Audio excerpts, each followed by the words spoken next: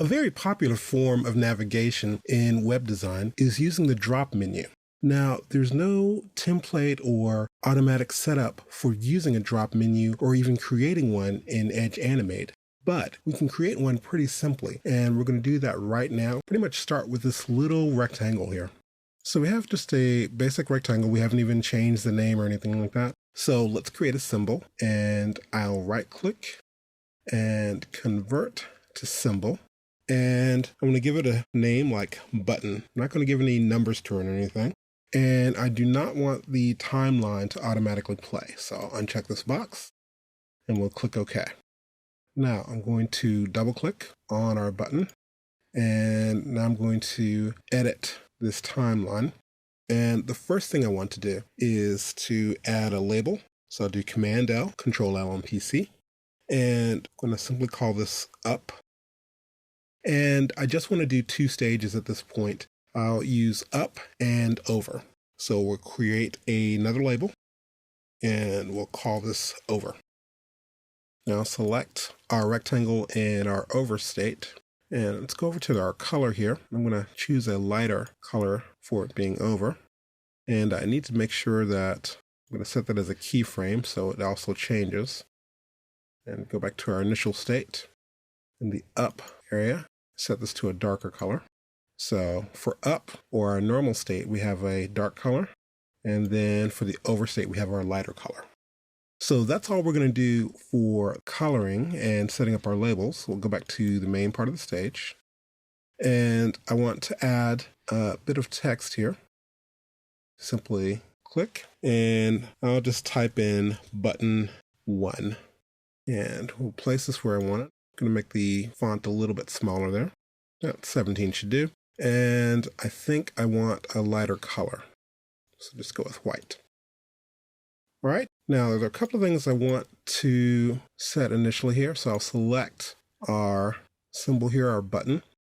And what I want to do is make sure I give it an instance name. I'm going to call this button underscore 01. And I'll select our text. And this is going to be text underscore 01. What we are going to do next is we're going to control the states of the button via our text. So I'll simply right click on our button text and come down to open actions for text 01. And we'll click on mouse over. So on mouse over, what we want to do is make sure that we're going to control the symbol. So I'll click on get symbol. We have the variable coming up. The symbol we want to take control over is the rectangle we've created, our rectangle button, button underscore 1. So I can actually just copy this, Command C, Control C on PC. And instead of it saying symbol 1, we'll paste this here. And basically saying that the text is going to control our button here. All right, so hit my return key.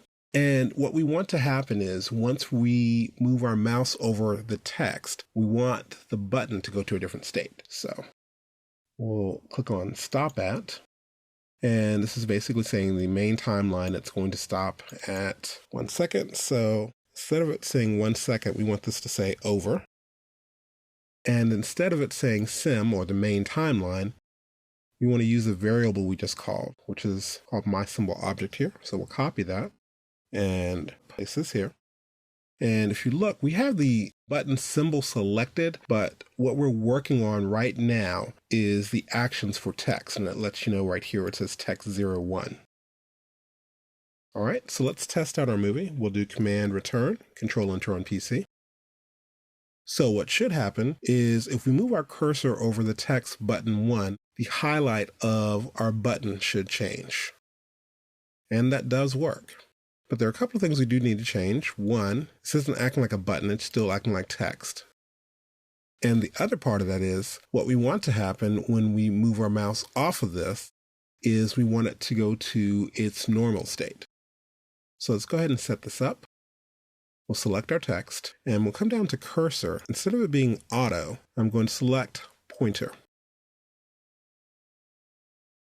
All right. And we'll right click, come down to open actions for text. And what I want to do is simply select all of the actions for our mouse over, and I'll copy that, Command C, Control C on PC.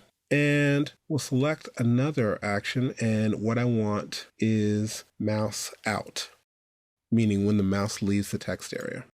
So I'll paste, and instead of it saying over, we'll have this go back to the beginning or the up label. So we'll test this out.